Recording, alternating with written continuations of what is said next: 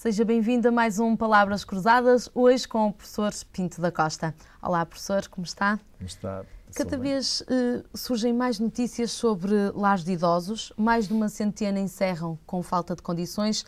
Na última sexta-feira temos um lar encerrado por acusado de maus tratos físicos e até psicológicos. A minha primeira questão prende-se: que regulamentação é que existe neste momento quanto a lares de idosos?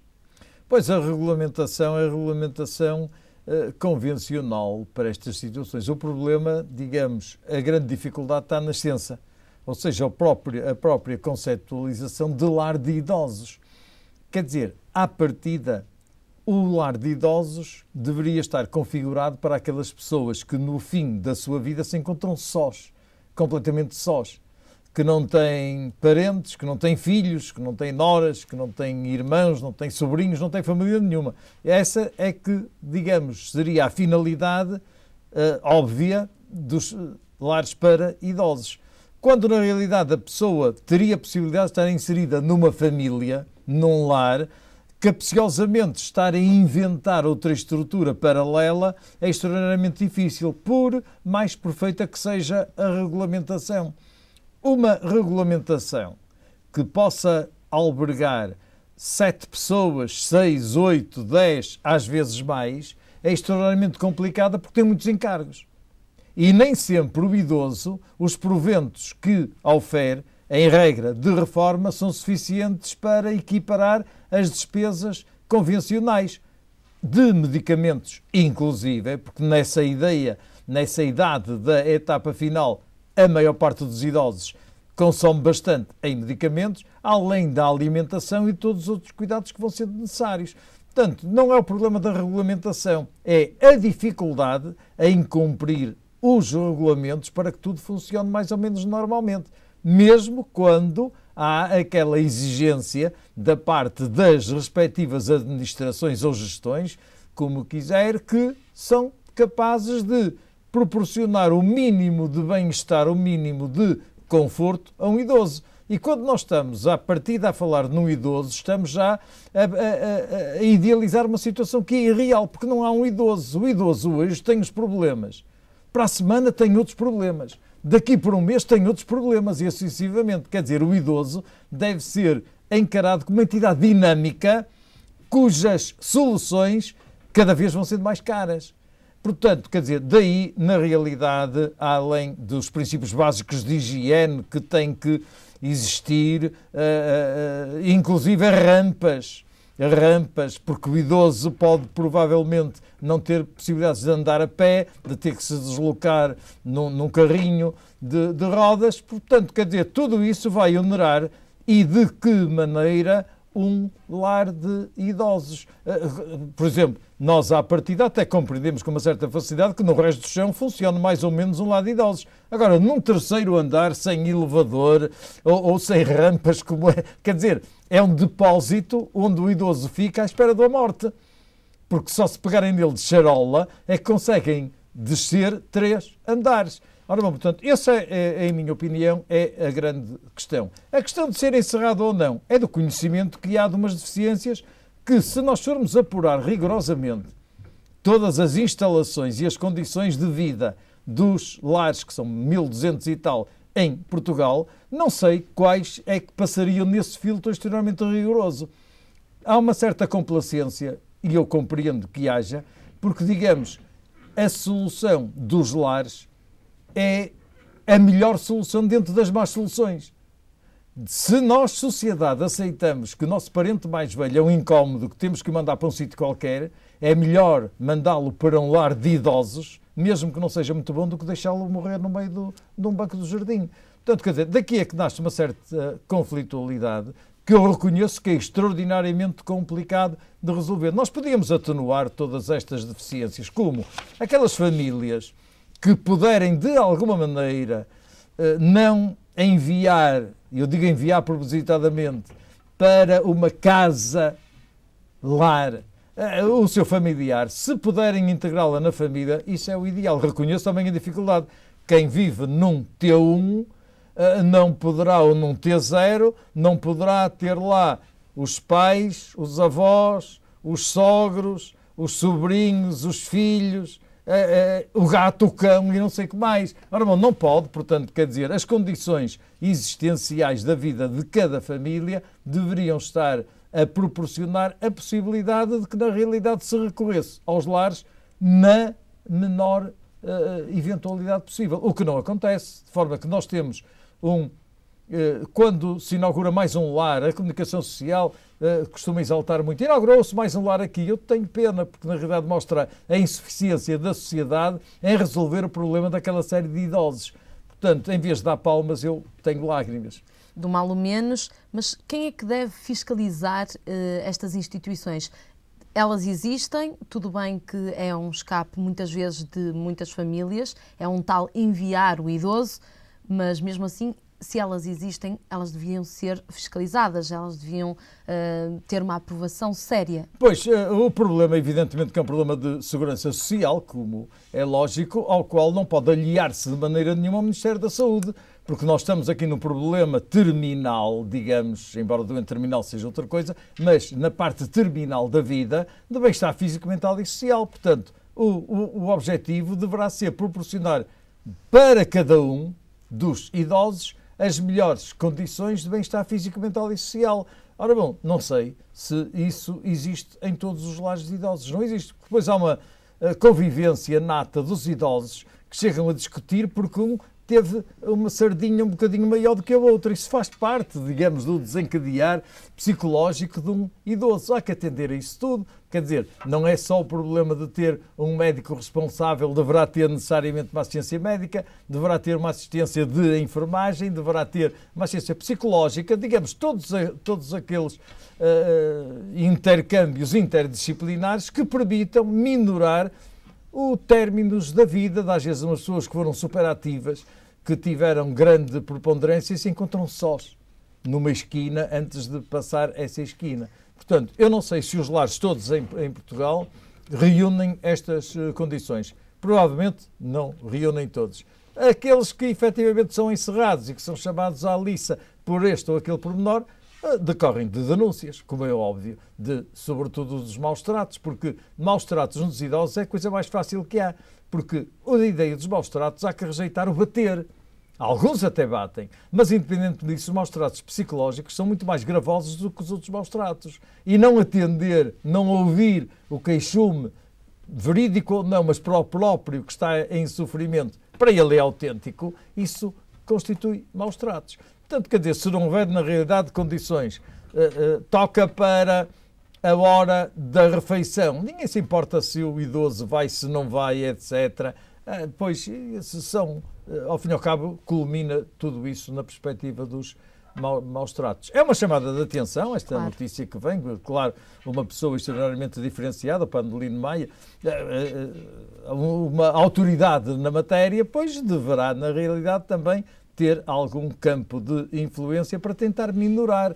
Ele não é milagreiro, não consegue resolver o problema, mas pelo menos é uma pessoa com a experiência vivida nestas situações e que tem-se interessado muito pelo problema. Depois haverá também, do ponto de vista económico e financeiro, averiguar o que é que se passa relativamente a essas instituições. Se as verbas chegam, se não chegam, como é que os lucros decorrentes, porque muitas vezes até já se chega ao exagero de dar prioridade a quem der dinheiro, portanto, quer dizer, não é esse o objetivo de maneira nenhuma, que está consignado na regulamentação. Não se diz que quem der mais dinheiro é que vai entrar, não. Depende do perfil, das necessidades, da dificuldade, inclusive das próprias famílias, superarem de alguma maneira essa dificuldade, porque não se justifica, na minha opinião, porque uma pessoa quer ir passar férias para o Algarve, pegar no pai e metê-lo num lar de idosos.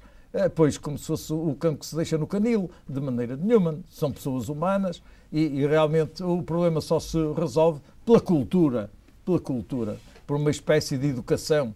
Porque nós somos aprendizagem, nós aprendemos que há outros países onde é pior até do que nós, porque há aquela cultura de dizer está velho, deita para o lar.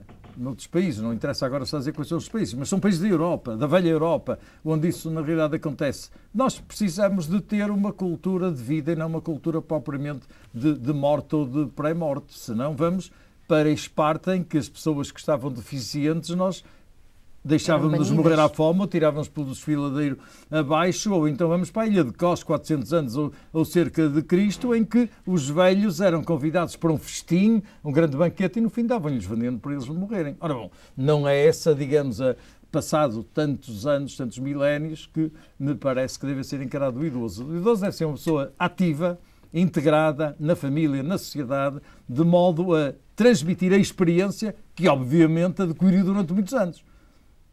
Acha que nessa assistência que falou, de enfermeiros, de psicólogos, dentro de um lar de idosos, isto tudo implica uma despesa muito grande. Acha que as famílias e até o Estado está disposto a investir tanto na velhice? Eu baseio-me nas situações objetivas. Parece que as pessoas não estão muito interessadas na velhice. Até porque quando, digamos, se considera que a pessoa que é inútil e que está a dar muitos problemas e muitos encargos, nós portugueses temos um princípio um pouco hipócrita, não temos coragem de o matar, mas dizemos era uma graça se Nosso Senhor o levasse. Ora bom, isto, digamos, é uma maneira muito camuflada de querermos, de uma maneira elegante, vá lá, ética e entre aspas, de nos desligarmos do nosso familiar que nos está a causar problemas. Este lar na Maia, de sexta-feira, tinha denúncias que remontam há 3 anos atrás. Ou seja, só há 3 dias é que a Segurança Social tomou alguma medida quanto a este lar, que é na Maia, em Pedrouços. Porquê? Porque esta demora? Pois, nós não podemos ver os problemas sempre só pela negativa. Não sei, demorou até agora, não sei quantos problemas muito graves de outra natureza a Segurança Social terá resolvido. Só assim é que nós podemos tirar uma conclusão. Tão mediático. Exato, porque se resolveu problemas extraordinariamente graves e importantes nestes anos todos, pois naturalmente está justificado só há 3 dias. Às vezes, quer dizer, o importante na realidade é falar nas coisas.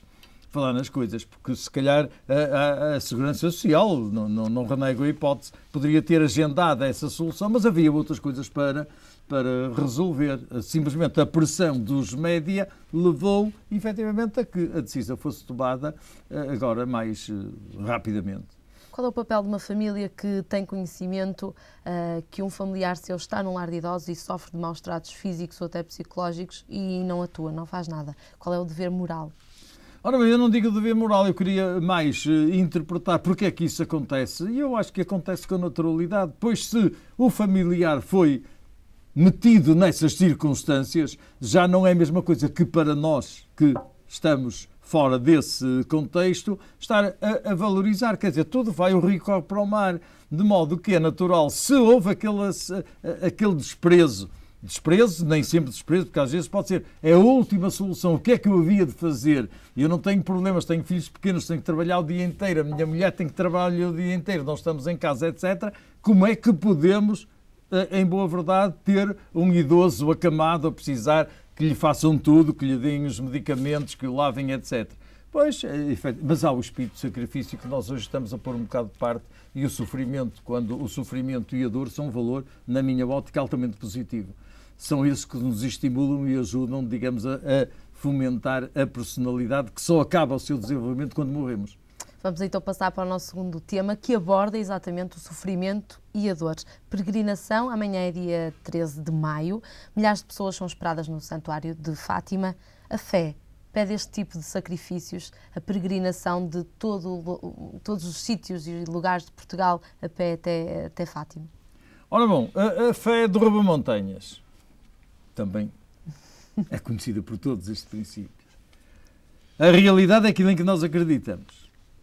Seja mais lógico, seja mais afetivo, seja mais absurdo. Às vezes, quanto mais absurdo, mais nós nos prendemos a esses princípios. Portanto, está perfeitamente justificada, digamos, essa fé, além de que há também o efeito de aprendizagem, o efeito cultural. Não nasceram agora as peregrinações a pé. Se um vizinho, se um amigo foi a Fátima a pé, porque é que ele não há de ir? Primeiro ponto. Segundo, se a pessoa está muito perturbada, muito aflita para encontrar a solução de que faz uma promessa, se isto acontecer, eu vou a Fátima a pé. E até se verifica pela experiência que há destes casos, que alguns demoram muitos anos a cumprir a promessa.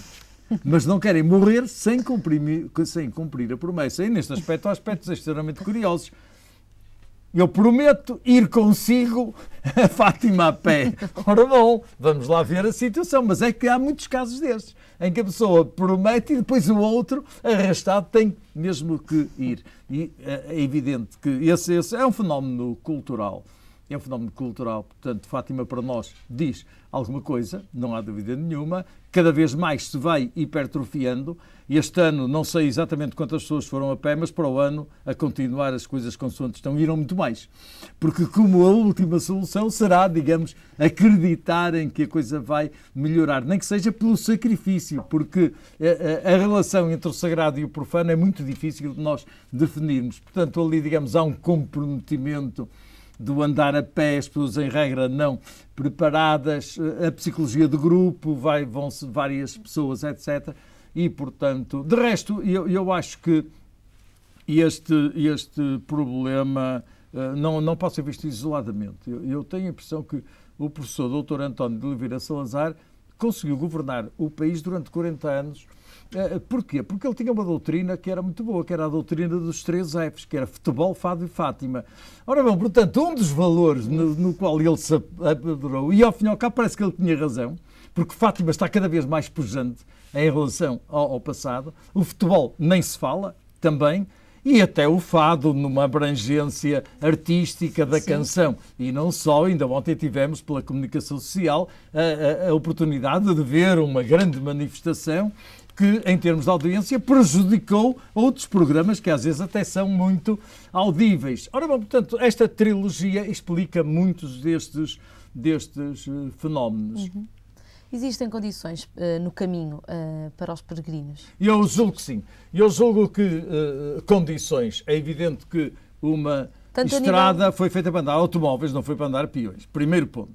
Nós estamos aqui a ressuscitar os caminhos de Santiago, mas efetivamente existem condições. Hoje existem condições. Há muito apoio logístico, inclusive há carrinhas e automóveis e motos que prestam assistência por meio de voluntariado. Às vezes esse voluntariado nem sempre é voluntariado, porque há quem cobre dinheiro por dar assistência durante essas viagens, mas ao fim e ao cabo, digamos, há ali sempre um mito também de fé, uma mistura e que vai tentar sublinhar certos vícios que possa haver. É claro que essa assistência é indispensável, porque os pés começam a inchar, obviamente, porque as pessoas não estão treinadas. Alguns nem sequer levam sapatos adequados para isso, embora se tenha feito também muito aconselhamento, muita propaganda nesse sentido, e eu julgo que sim, que quer a Cruz Vermelha, quer os bombeiros, quer outras instituições dão assistência suficiente. É claro que às vezes há desgraças, como é o caso daqueles atropelados, etc. Mas também... E mesmo um peregrino morreu perto de Coimbra. Exato. Quer dizer, o problema aqui é que nós não podemos estar a considerar os aspectos todos isolados, pois é um condutor que adormeceu ao volante. Ora bom, como é que um condutor adormece ao volante? Quem era o condutor? Adormeceu espontaneamente porque tinha o seu ritmo circadiano avariado? Seria? Nós não sabemos. Estaria sob a ação de alguma substância que levava a que estivesse mais sonolento ou menos? Também nós não sabemos, porque efetivamente o que nós sabemos é que ele não teria mais do que 0,5 gramas por litro, senão isso era assinalado. Agora, se tinha 0,4, 0,3, 0,2, 0,1, nós não sabemos, porque isso não interessa, isso não conta. Vamos bater, exatamente. Vamos bater sempre no mesmo. Portanto, quer dizer, toda a perspectiva de comportamento humano tem que ser global. Tem que ser, não é só tripartida, futebol, fado e Fátima. Não, é muito mais do que isso. Quer dizer, a integração comportamental, as nossas convicções, os nossos hábitos, os nossos desejos, tudo isso tem que ser ponderado. Eu julgo que, em relação há 10 anos, há 20 ou há 30, as condições das peregrinações a Fátima hoje são muito mais seguras. A motivação é que diminuiu. Repare, qual é a grande preocupação agora da polícia que deslocou tantos elementos para... era contra os carteiristas. Ora bom, quer dizer, já não há outra preocupação. A preocupação máxima não é dar assistência, isto não. Era ver se evitavam que os carteiristas roubassem os peregrinos. Portanto, isto vai variando sempre no espaço e no tempo, mas vamos sempre dar, digamos, ao mesmo ponto, para que a pessoa humana consiga ter a melhor existência pacífica, sem grandes conflitos. Vamos passar então para o nosso terceiro tema. Tem conhecimento ou tem acompanhado as últimas notícias que estão a abalar o futebol português? Eu julgo que tenho eu e tem toda a gente, porque mesmo que não queira, fala-se por todos os lados. A televisão não fala noutra coisa, a rádio não fala noutra coisa, os jornais quase que também não falam noutra coisa. Quando nós vamos folhear um jornal, o que há de importante é relativamente a essa matéria, o resto é de menos importância. Se não tivesse nada, a valoração do jornal continuava na mesma. Tenho, na realidade, aqui, e eu acho que era importante assinalar 2 ou 3 pequenas coisas. Uma delas será que, na realidade, há uma prospecção relativamente ao que se passa no futebol. Começou pelos clubes do Norte, pois até é lógico, Norte, Centro, Sul. Naturalmente, a próxima fase, nós temos o apito dourado, pois qualquer dia temos o apito vermelho, logicamente na sequência, devemos ter também o apito verde e assim sucessivamente, porque há muitas cores, não é só o dourado. Ora, portanto, quer dizer, esse aspecto, na realidade, o que me parece que se deve temperar é que há pessoas que foram acusadas. Acusado não quer dizer que seja condenado. Exato. E como uma pessoa acusada é sempre presumidamente inocente, nós para já podemos dizer que estão todos inocentes. Este é que é o problema. Portanto, depois, na sessão final, é que virá a verdade jurídica ao de cima. Mas mais importante do que isso, e com aspectos práticos, parece-me que aquilo que nós podemos, num programa deste ano, falar é nos 6 pontos. Os 6 pontos é que me parece que é importante. Se a decisão de aceitar e não recorrer os 6 pontos, se foi correta ou não. Exatamente. Na minha ótica foi corretíssima. Na minha ótica foi corretíssima. Porque 6 pontos retirados agora ao Futebol Clube do Porto não fazem diferença nenhuma para ele ganhar e super ganhar o campeonato. Para o ano, à partida, ter logo um handicap de 6 pontos de diferença era complicado.